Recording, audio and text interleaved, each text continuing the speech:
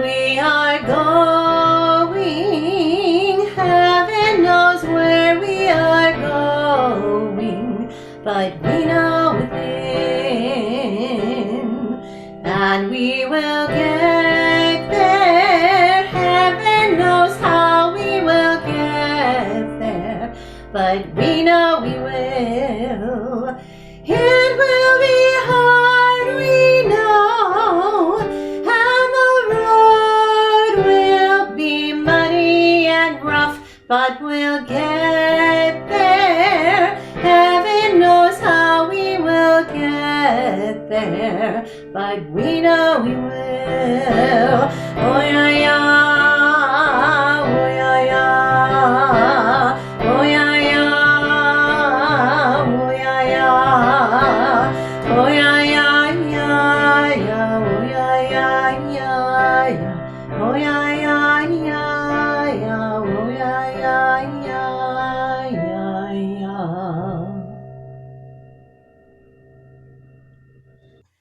Thank you, Kimberly, for bringing us into worship this morning.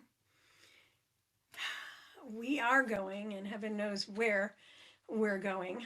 And I love the affirmation of the song that in the uncertainty, we still know we will get there, and we'll get there together. And we know within, and that's the affirmation of that song. So once again, welcome to worship at Palomar Unitarian Universalist Fellowship, where no matter who you are, no matter where you are on your journey, you are welcome. It is good to be together. We start each of our services and all of our public meetings with an acknowledgement, acknowledging that we are on the land of the Luiseño Nation and the Kumeyaay Nation. We acknowledge that this is stolen land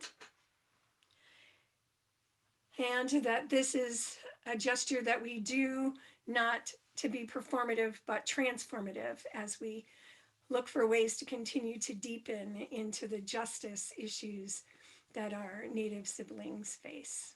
If you have a candle, we invite you to join us and light that with us at this time.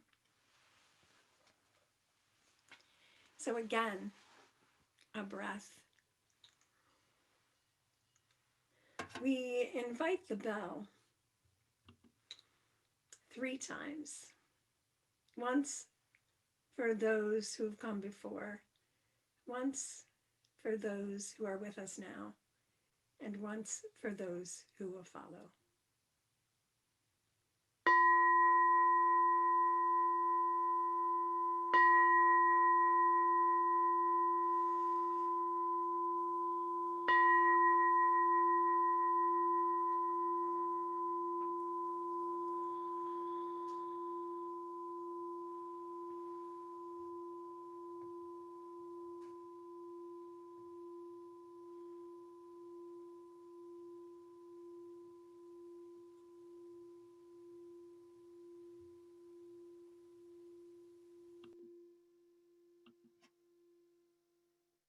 This is a sanctuary for those seeking their own answers to questions of faith. This is a sanctuary for voices lifted up for peace and justice. This is a virtual sanctuary that we create for those seeking companionship in our struggles and our journeys. Welcome. I'll call us into worship this morning with words by Jan Richardson. To all that is chaotic in you, let there come silence. Let there be a calming of the clamoring, a stilling of the voices that have laid their claim on you, that have made their home in you, that go with you even to the holy places, but will not let you rest, will not let you hear your life with wholeness or feel the grace that fashioned you. Let what distracts you cease for just a moment. Let what divides you cease. Let there come an end to what diminishes and demeans, and let depart all that keeps you in this cage. Let there be an opening into the quiet that lies beneath the chaos, where you find the peace you do not think possible, and see what shimmers within the storm. It is good to be together. Chalice lighting words this morning, and I do invite you to please, if you have a chalice handy, we always invite you to light one at home as well.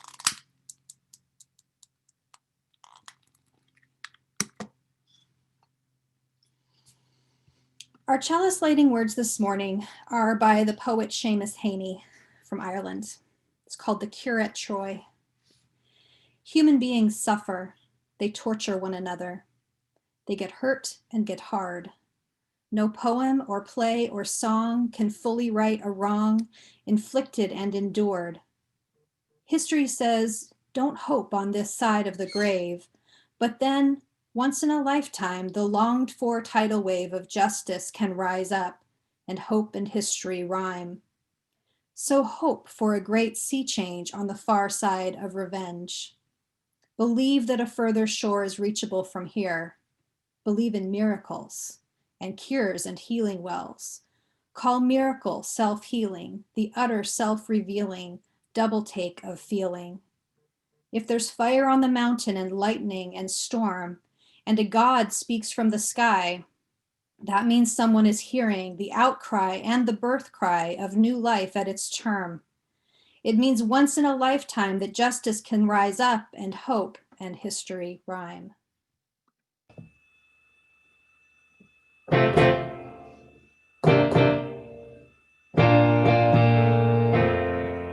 Though days be dark with storms and burdens weigh my heart, the troubles wait at every turn. I know I can go on when sorrow heals my soul and burdens make me strong. The troubles wait at every turn. I know I can go on, my kindred in my heart, my sibling in my song.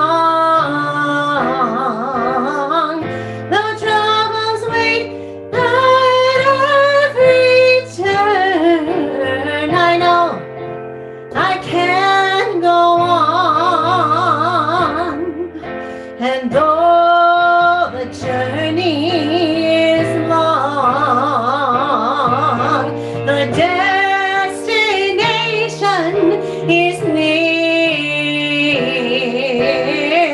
The troubles wait at every turn. I know I can go on. So kindred, take my hand, and siblings, sing my song.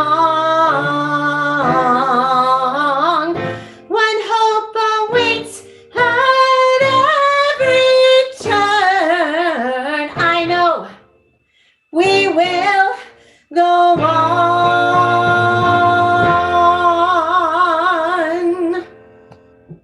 Thank you, Kimberly. In November of 2016, we started to sing that song every Sunday. And we sang it every Sunday probably for about 9 months. It became the affirmation, the prayer, the hope, and the determination of our congregation to do all that we could to hold accountability and hope and resistance to all that we knew would thwart love. We sing it again and again and again because it is our affirmation. Our time for all ages this morning is done by a colleague, Reverend Karen Johnston. She created the video back in August when we had just lost Representative John Lewis. And as we thought about what message to bring today, Reverend Karen's story just seemed to fit. This is Walking with the Wind. This true story comes to us from John Lewis, a great leader in this nation who died just last month. Many people were sad to lose him and thankful for all the things that he had done to bring about justice and fairness in our nation. He had lived a long and full life asking of himself and asking of all of us to show up for justice, to do what we can and just a little bit more to make sure that there is more fairness in our country. When he was 23 years old, he spoke at the March on Washington with Dr. King. We are tired. We are tired of being beaten by policemen. We're tired of seeing our people locked up in jail over and over again. And then you holler, be patient. How long can we be patient? We want our freedom and we want it now. John Lewis grew up in a large family, and he would spend time with his aunts and uncles, with his siblings and cousins. There were many children who lived in the neighborhood, and they would play together. This was long before there was a pandemic, and so people could play together and hang out together in person. Mr. Lewis tells us about a time when he was playing outside his Aunt Zenevia's house with about 14 other children when a big storm,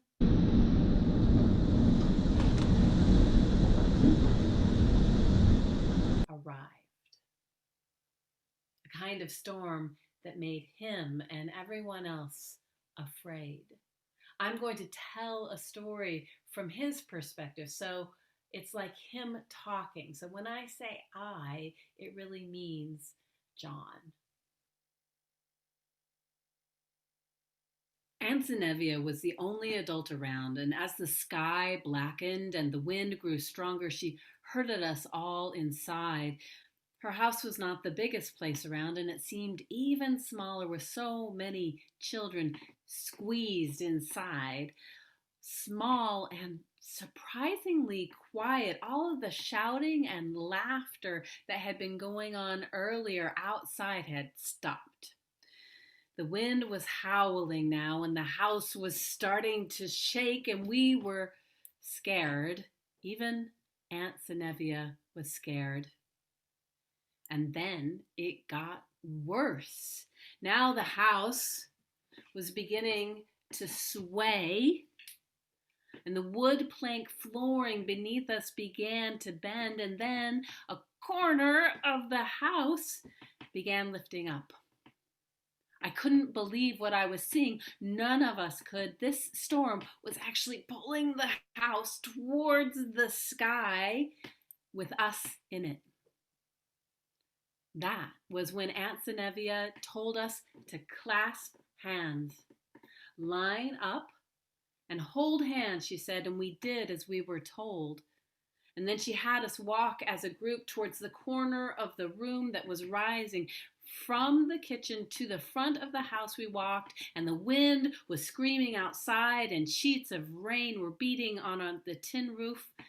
And we walked back in the other direction as another end of the house began to lift. And so it went back and forth, 15 children walking with the wind, holding that trembling house down with the weight of our small bodies. Can you imagine what it was like to have been inside that house? Afraid that it might fall apart from the destructive force of the wind and the rain from the whole storm? I'm So glad that John Lewis wasn't alone, that no one there was alone, that he was with his friends and family. I'm so glad that together they figured out a way to save the house, to save their home. When John Lewis was much older, just not that long before he died, he was writing down the story of his whole astounding life, and he wrote these words. More than half a century has passed since that day, and it has struck me more than once over the many years that our society is not unlike the children in that house, rocked again and again, the winds of one storm or another, the walls around us seemingly like they're going to fly apart. It seemed that way in the 1960s at the height of the civil rights movement, when America itself felt as if it might burst at the seams. So much tension, so many storms. But the people of conscience never left the house. They never ran away. They stayed, they came together, and they did the best they could, clasping hands and moving towards the corner of the house that was the weakest. And then another corner would lift, and we would go there. And eventually, inevitably, the storm would subside and the house would stand. But we knew another storm would come, and we would have to do it all over again. And we did. And we still do, all of us, you and I. Children holding hands, walking with the wind. Thank you for listening, not really to my story, but to Mr. John Lewis's story. One of the things I'm most grateful for being part of the Palomar Unitarian Universalist Fellowship is that I have Kimberly Lilly to tell me when I'm muted. I feel like such a boomer. Everyone likes, okay, boomer. But what I'm truly grateful for is to be part of a community where we really are deliberative, where we can work together and discuss and contemplate who we are and particularly how we want to be together. In this contentious world, we have looked at ways that we can resolve problems and resolve agreements and how we can coexist together within all of our differences. And we have a congregational covenant to affirm, to speak the words that we collectively agreed upon to affirm that. So today I'm going to speak the introduction, and then if I'm coordinated enough, I will also put up the slide for the parts we'll speak together, and then we'll speak that together, although you all will be muted and I will not. And then I'll hopefully be coordinated enough to get back to the offertory. So here we go. In mutual love and grace, we journey together, grounded in profound respect for a diversity of beliefs and ideas, sustained by service and shared ministry, enriched through a diversity of beliefs and ideas, I said that already, sustained by service and shared ministry, enriched through collective spiritual deepening and a safe environment for all generations to thrive. Together, we are more than we would ever be alone. Therefore, we promise to practice radical hospitality, mindful communication, and active stewardship. Thus do we covenant with each other.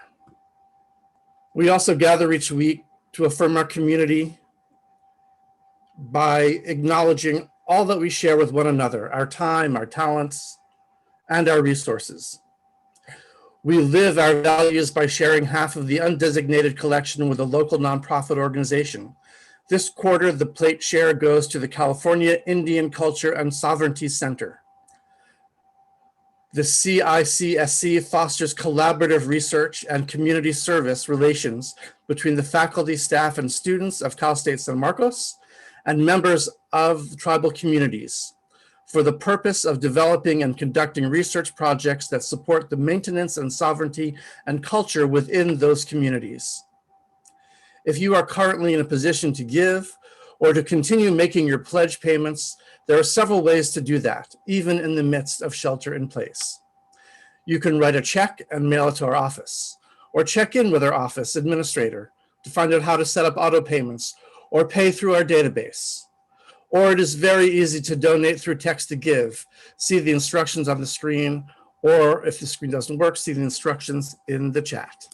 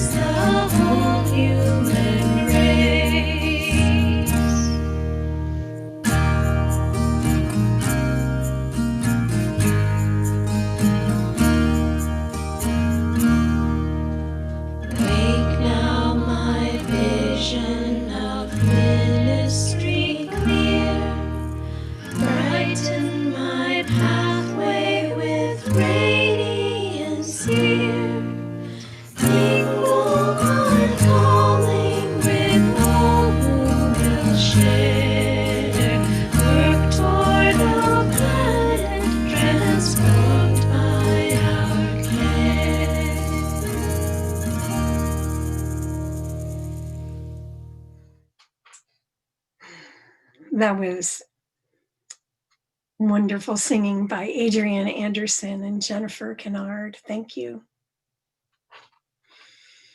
Beloveds, I'd like to invite you to breathe with me again. And why don't you do it again?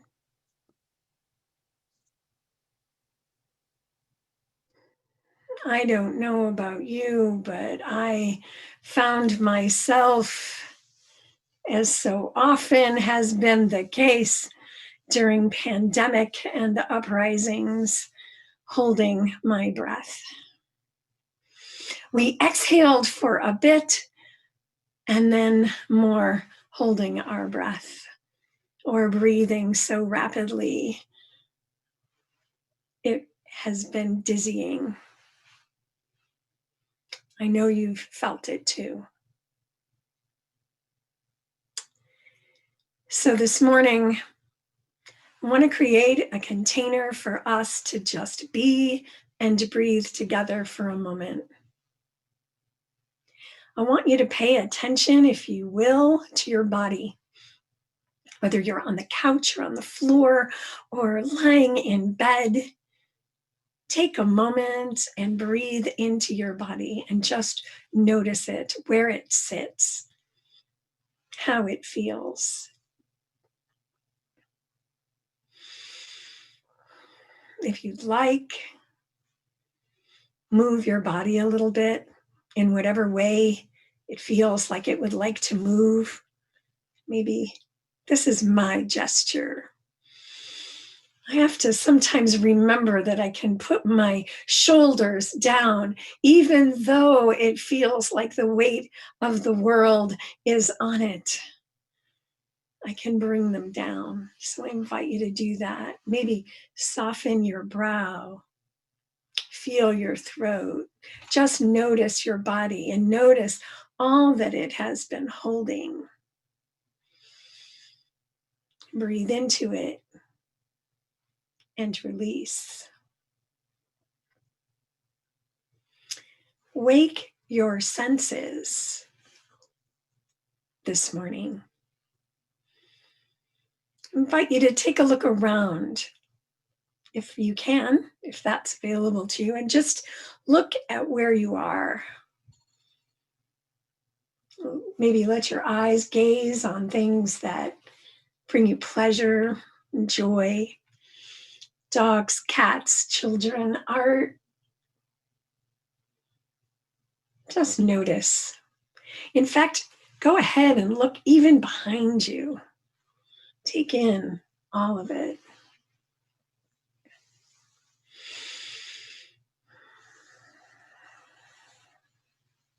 Connect now with your sense of smell. Maybe there was coffee brewing. Maybe there's a smelly dog or diaper. Maybe there's the scent of your perfume or shampoo, or maybe your windows are open and you can smell the air. Wake up that sense.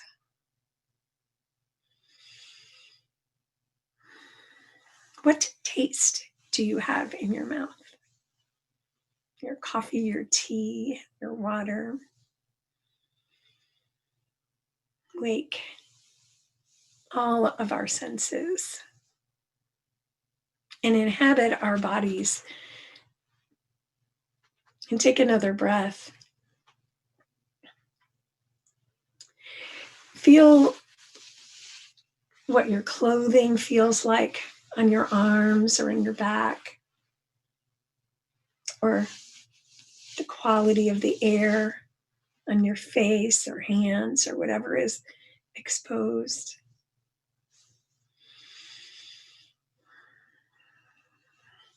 I bring us into these practices of awakening our senses in this way because it gives us the opportunity to fully inhabit our bodies and who and what we are and what we're feeling at this moment.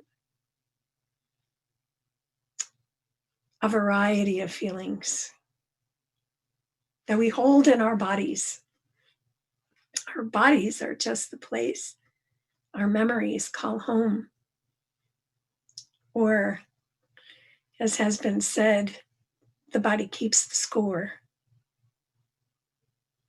We know that the images that we saw this week were traumatic. And we know that some of our human siblings have been more traumatized than others by these events.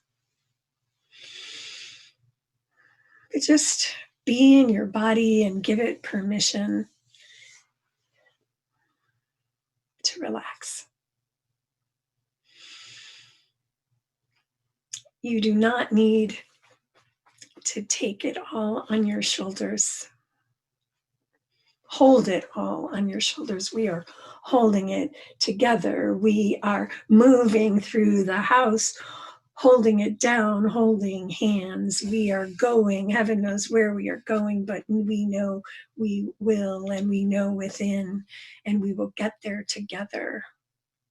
But give your body its due. Waking our senses of compassion, of care, of justice, and the shared ministry of hope to which we are all called.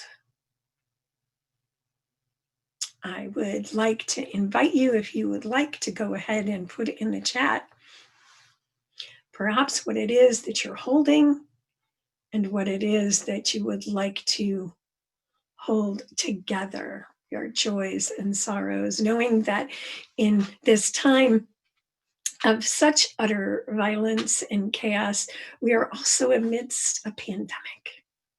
Too much. It's just too much. And here it is. So if you would like to, please go ahead and can put that in the chat or just hold it in your heart, and then just know that we'll be holding this. I'll be holding this. I'll be holding all that you are holding, because there is a love holding me. There is a love holding all that I love, and I rest in that love. And there is a love holding you. There is a love holding all that you love. We rest in this love. We hold Emily Barker's uncle, who is on hospice. We hold grief and deep anxiety and fear of what each new day will bring from Trumpism and the radical right. Holding sadness, fear, rage, helplessness, grief. Breathe. You have heard me quote the poet Rilke here over and over again, particularly this: let everything happen to you, beauty and terror. No feeling is final. These are the words, actually, that Rilke has God saying to us. More grief and fear and hope for impeachment, hope for accountability, grief for our country.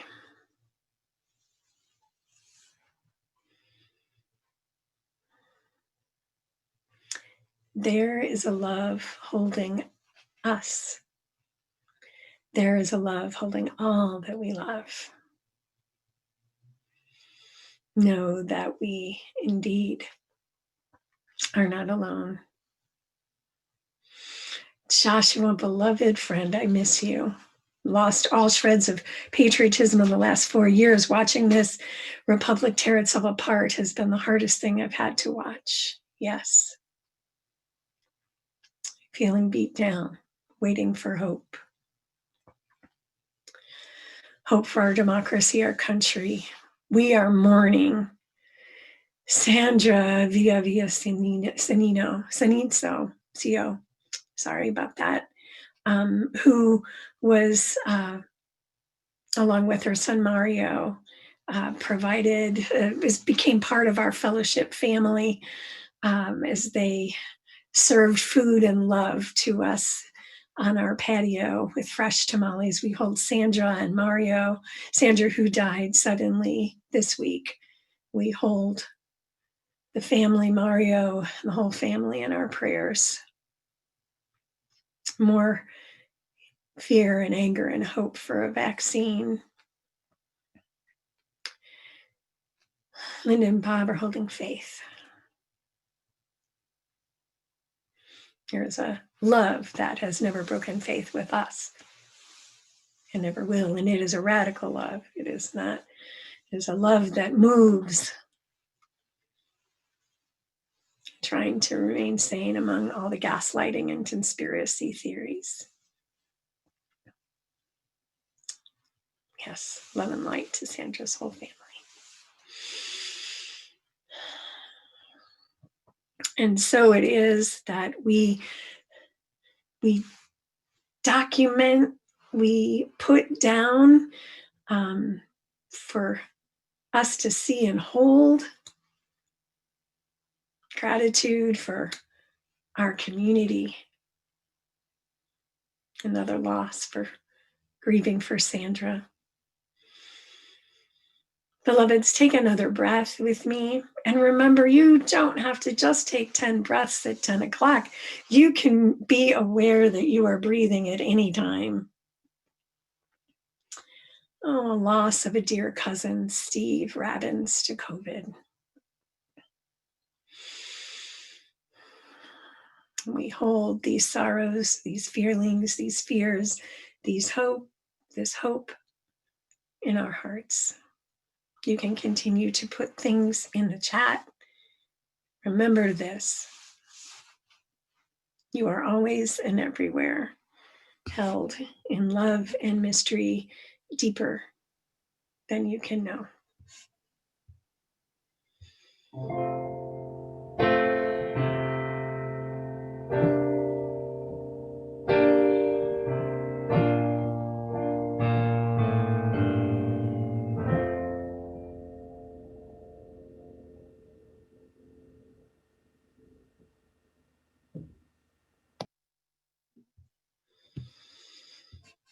Beloveds, our senses have been awakened again and again and again.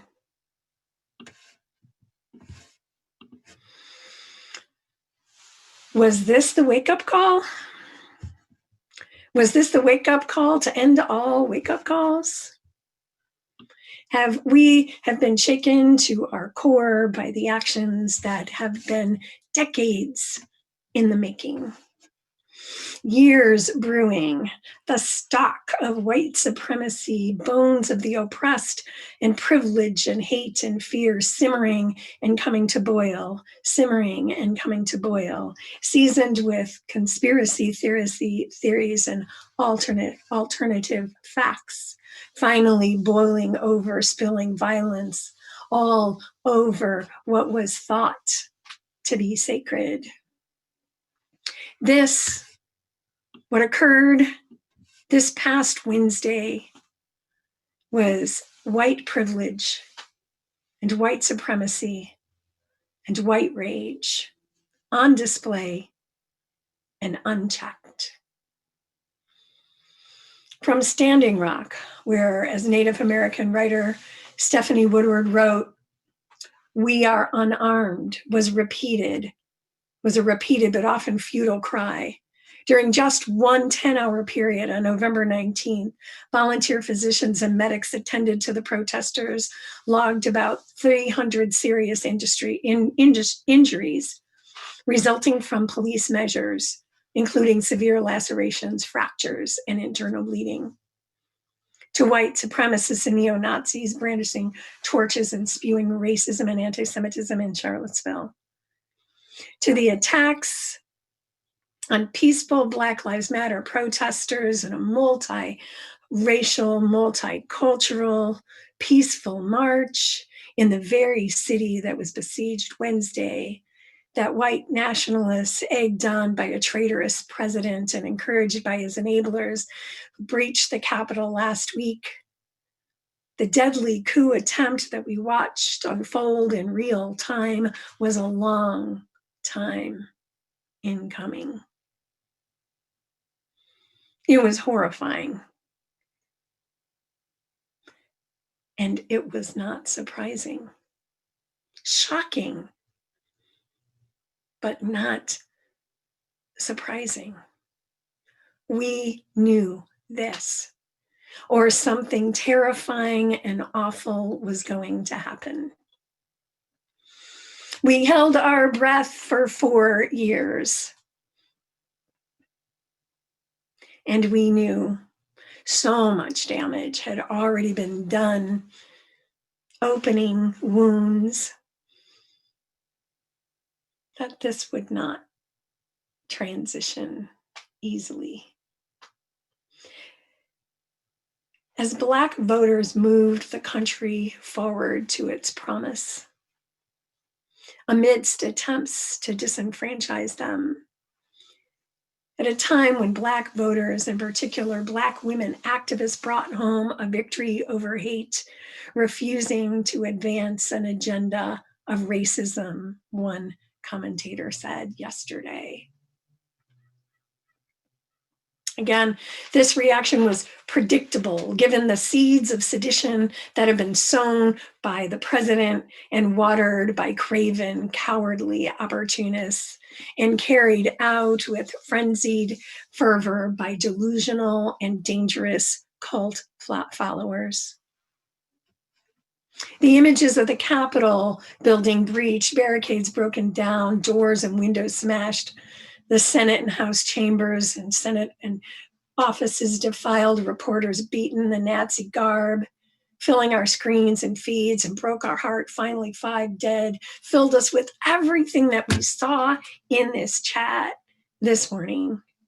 It filled us with fear and rage and sadness and dread. And I grappled with, even though I knew something was going to happen, there was that dread in the pit of my stomach, gripping my heart. This is why I needed to invite us to be into our bodies, because our bodies have been holding it all. I watched it unfold. We all felt it, that sense of powerlessness and a deep sense of the brokenness of it all. And now, a deep in the gut sense, this is not going to be the end. I watched it unfold as you did, texting. Did you see that? Are you okay? The image, I saw the images. I thought about the numbers of times I've made my way to the Capitol, led by a call to witness and a petition for justice for all. One of those times in June 2018, hundreds of peaceful witnesses approached the Capitol, led by the Reverend Dr. William J. Barber and the Reverend Dr. Liz Theo Harris, to leave a petition on behalf of the poor and disenfranchised who were in our midst. We didn't make it to the Capitol steps. We couldn't get near the Capitol steps. We were instead arrested. We saw the images earlier in 2017, it was, when Black clergy, including Reverend Warsock, were praying in the rotunda in the Capitol and were arrested, as were numerous others of us earlier that day calling for healthcare for all. Weeks before that, I was in that very rotunda calling for an end to ecological devastation and racial justice. Again, arrested. So seeing the images of faces twisted in hate, determined to do harm, planning to do harm, signaling their intention all over social media, erecting a gallows, selfies with police, all of it.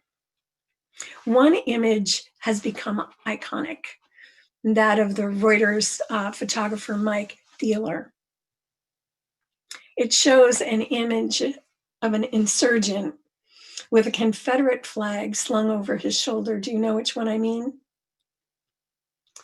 Clint Smith of The Atlantic wrote, "It captured him mid-stride, part of the flag almost glowing with the light coming from the hallway to his left. Just above and behind him is a painting of Charles Sumner, the ardent abolitionist senator from Massachusetts. Smith goes on to unpack the symbols and images.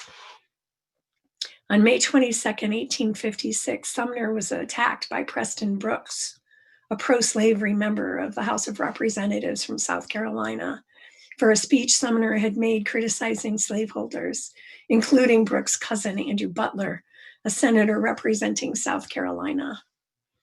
Brooks attacked Sumner on the Senate floor. "Mr. Sumner, I have read your speech twice over carefully. It is a libel on South Carolina and Mr. Butler, who is a relative of mine," he said. Before Sumner could fully respond, Brooks began beating him over the head with the golden head of his thick walking cane, trapping Sumner under his desk as he tried to escape until two representatives were finally able to intervene and bring him out of the chamber.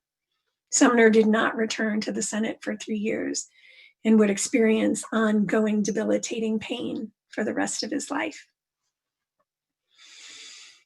Smith also points out the portrait of John C. Calhoun, the senator from South Carolina and vice president under John Quincy Adams and Andrew Jackson.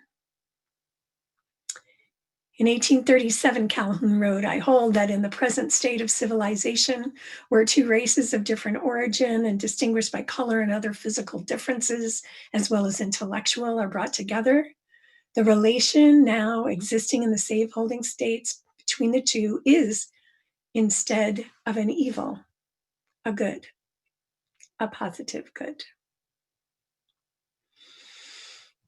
Finally, Smith goes on, "The fact that this photo was taken the day after voters in Georgia chose the first Black person and the first Jewish person in the history of the state to serve in the Senate, that it shows a man walking past the portrait of a vice president who urged the country to sustain human bondage, and another portrait of a senator who was nearly beaten to death for standing up to slaveocracy.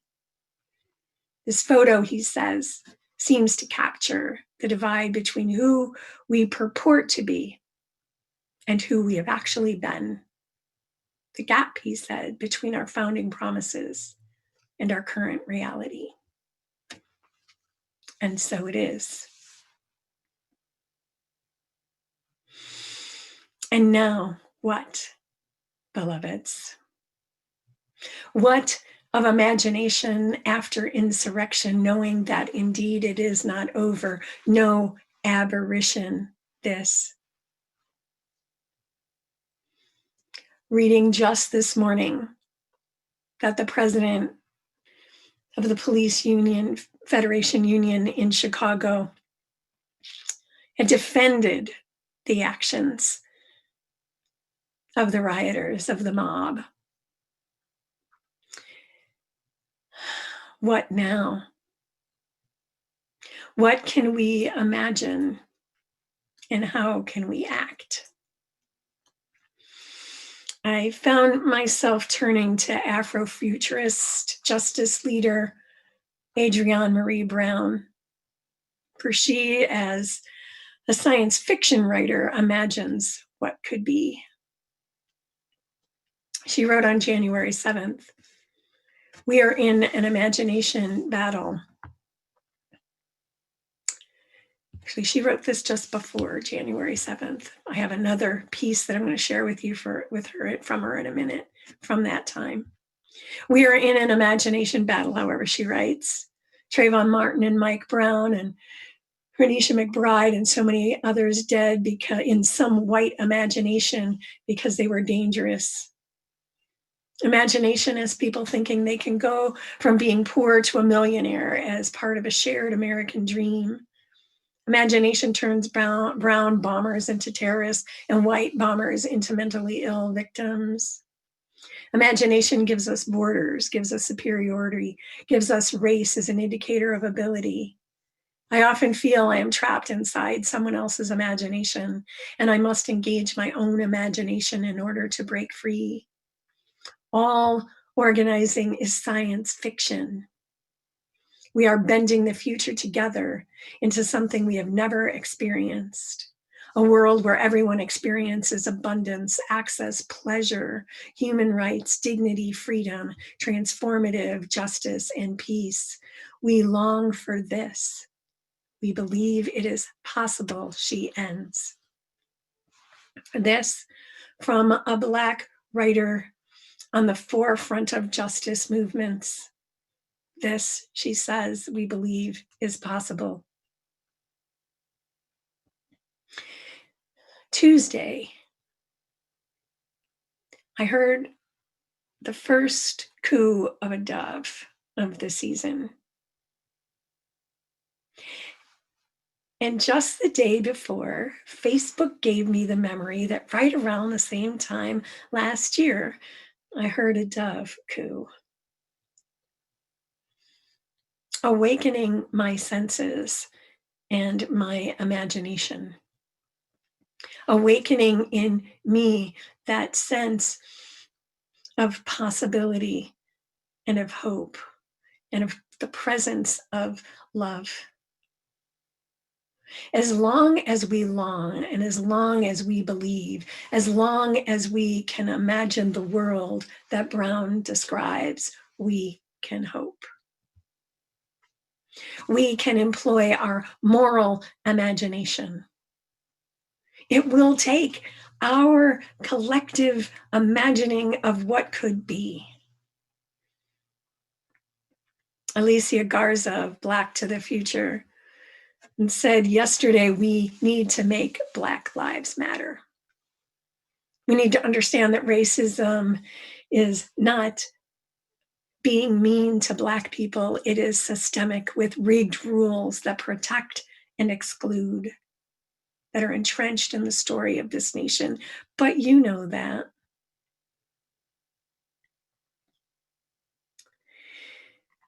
She invites us to consider rebuilding public institutions, rebuilding public trust, talking to our neighbors. What is ours to do? Join social movements, make elected officials pick a side. And even as we seek a way through, we must still embrace complexity. Would that there were some easy fix. There is not. Because this is the wound.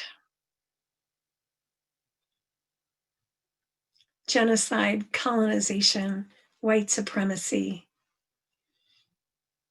Those afraid of losing power and privilege bought into conspiracy theories because they bring a sense of empowerment and a way to grasp and grapple with a changing landscape in which it is a zero-sum game. Accountability. My colleague, the Reverend Dr. Robin Tanner, said, and here I add my plea to hers. I am here to plead with us all as we watch the country convulse and writhe and wail, that we not just go on, that we not seek cheap grace and false healing. Don't talk to me about forgiving fascists who have every intention of decimating democracy if given the chance. That's not moral. That's not ethical. That's a cheap capitalist spirituality. So let us not go on with business as usual.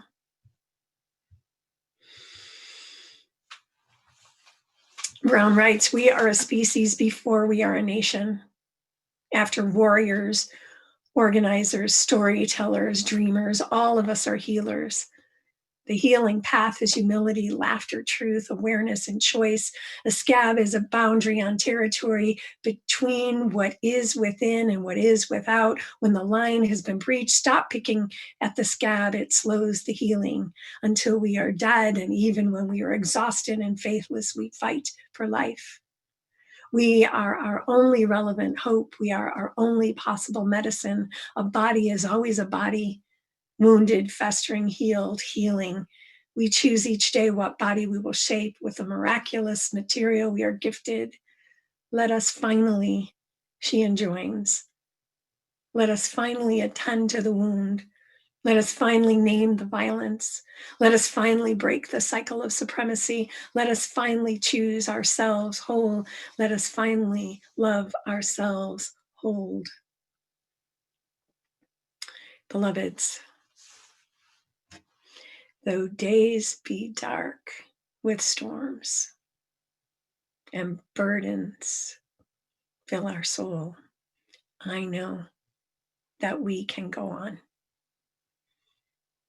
Let us grasp hands, walk with the wind, even so that we can move the house right. Let us stay awake. Let us feel everything together. Amen. I love you.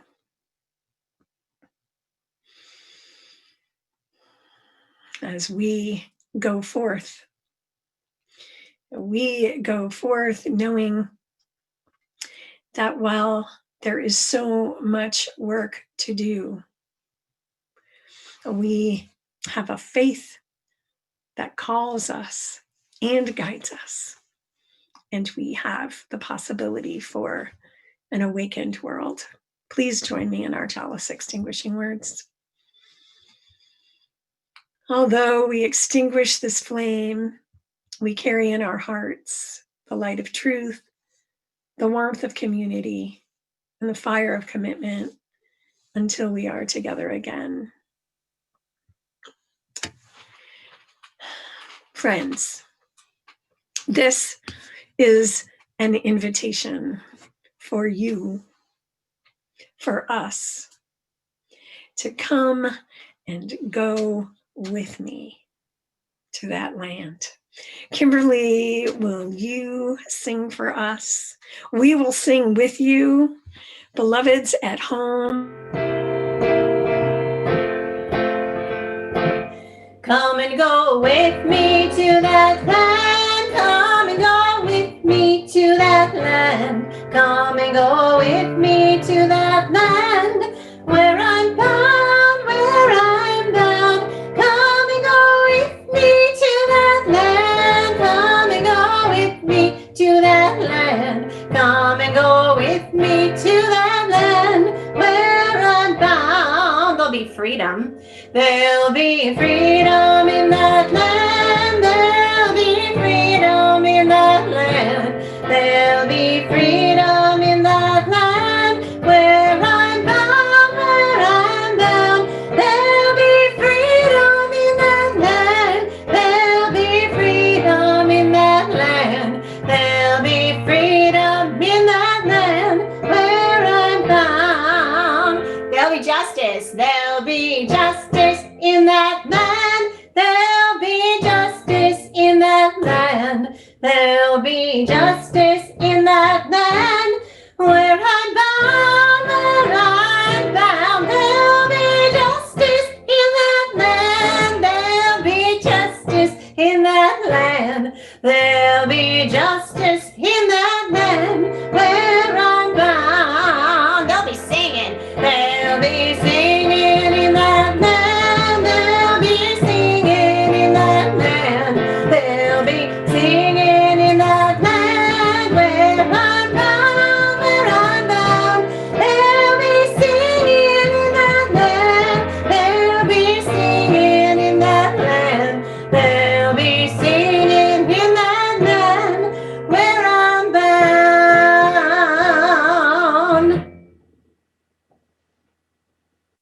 beautiful, beautiful. Well, Kimberly, I think it is probably better that I accidentally spotlighted myself or muted myself talking rather than accidentally unmuted myself singing.